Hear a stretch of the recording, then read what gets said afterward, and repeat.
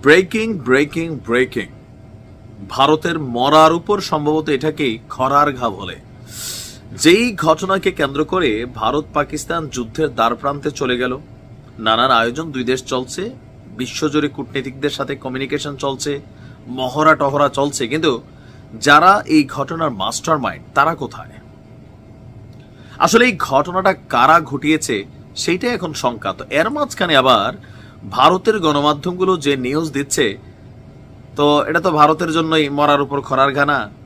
আপনি দেখেন এই 22 এপ্রিলের যে ঘটনা জম্মু কাশ্মীরের পেহেলগ্রামে, তো বলা হচ্ছে যে দ্য রেজিস্ট্যান্ট ফ্রন্ট তারা ঘটাইছে। এটার জের ধরে অনেকের বাড়িঘর ধ্বংস করে দিছে ভারতের সেনাবাহিনী, অনেকে গ্রেপ্তার হয়েছেন, কিন্তু কোথাও না কোথাও এই ঘটনার সাথে সম্পৃক্ত একজনকে কিন্তু এখনো ভারতের সেনাবাহিনী, গোয়েন্দা, সবকিছু মিলাইয়া বের করতে পারে নাই। অনেকে ভাবছিল, প্রথম ভারতীয় গণমাধ্যমে নিউজ ছিল এই ঘটনার পর তারা পাইন বন দিয়া আপনার এলাকা ছেড়া পালাই গেছে, কিন্তু আজকে বলতেছে ভিন্ন কথা। আপনার ভারতীয় গণমাধ্যম এনডিটিভি বলছে যে গত 22 এপ্রিল দক্ষিণ কাশ্মীরের পেহেলগ্রামে এই ঘটনার সাথে সম্পৃক্ত 4 সন্ত্রাসী সেনা এবং স্থানীয় পুলিশের অভিযান এড়িয়ে এখনো ওই এলাকাতেই অবস্থান করছে।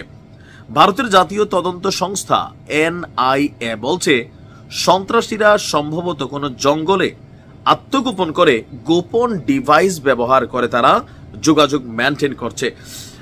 তদন্ত সংস্থাটি মানে ভারতের গোয়েন্দা সংস্থা, ন্যাশনাল গোয়েন্দা সংস্থা বলছে সন্ত্রাসীরা নিজেদের মতো করে চলছে এবং তাদের কাছে পর্যাপ্ত রসদ রয়েছে।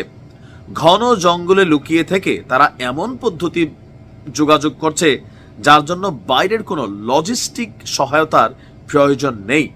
আর সাম্প্রতিক বছরগুলোর মধ্যে এই ঘটনার পর কি বলা হয় যে আপনার তদন্তের দায়িত্ব নিয়েছিল এনআইএ। প্রাথমিক তদন্তে যে বক্তব্য, ঘটনা কিভাবে ঘটলো, তারপর কোথায় গেল, যে সন্ত্রাসীরা হামলার 48 ঘন্টা আগে পেহেলগামে পৌঁছেছিল। গোয়েন্দা সংস্থার ধারণা তাদের কাছে উন্নত যোগাযোগ সরঞ্জাম ছিল। কাশ্মীরে কর্মরত অবসরপ্রাপ্ত প্রতিরক্ষা বিশেষজ্ঞ মেজর জেনারেল জসমোর তিনি এই তথ্য নিশ্চিত করেছেন। এখন তাদের বক্তব্য, সন্ত্রাসীদের ব্যবহৃত সরঞ্জামগুলোতে সিম কার্ডের প্রয়োজন নাই এবং সেগুলোতে স্বল্প পাল্লার এনক্রিপ্টেড ট্রান্সমিশন প্রযুক্তি ছিল, যার ফলে তাদের অবস্থান শনাক্ত করা কঠিন।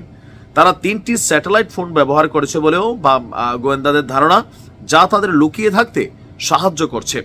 হামলার পরিকল্পনাটি সরল ছিল। 3 জন সন্ত্রাসী বৈশারণের কাছাকাছি গোপন আস্তানা থেকে বেরিয়ে গুলি চালায়, 4র্থ জন সহায়তার জন্য অপেক্ষা করছিল।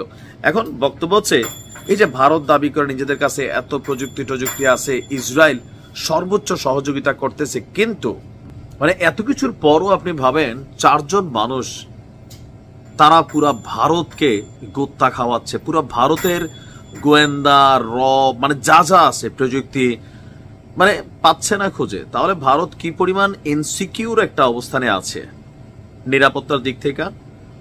যে 4 জন তার রেজিস্ট্যান্ট ফ্রন্টের যোদ্ধা, এরা সন্ত্রাসী, এই সন্ত্রাসীরা এত বিদ্যা অর্জন করলো যে পুরা ভারতের বিদ্যা এদের সামনে মানে মুখ থুবড়ে পড়ে আছে, নাকি আসলে এমন কোনো মানুষই নাই, নাকি এটা আসলে ঘটনার মধ্যে অন্য কিছু, জনগণকে ঘোল খাওয়ানোর চেষ্টা চলছে। দেখেন ভারত, পাকিস্তান, বাংলাদেশ এই 3 দেশের মধ্যে একটা কমন জিনিস মিল আছে, জনগণরে বোকা বানানোর জন্য আমাদের রাজনীতিবিদরা বাটপাড়িতে ধরেন এগুলা মানে একদম বিশেষ একটা বিদ্যা অর্জন করে রাখছে। দেখবেন খালি এগুলা করে কোন ইস্যু দিয়ে কোন ইস্যুরে ডুবাইতে হয়। মানে এই 4 জন তাহলে ভিতরে পুরো পাইন বনত উড়াই দিতে পারে। বাহির থেকে পাকিস্তান আক্রমণ করলে ভেতর থেকে কি ধরনের সহযোগিতা করতে পারে আপনি বুঝতে পারছেন। জীবন্ত 4টা লোক ঘুরতেছে যারা এই লেভেলের, আবার ভারতের গণমাধ্যম এগুলো বলছে। দেখা যাক তাদেরকে গ্রেফতার করতে পারে কিনা। ভালো থাকুন।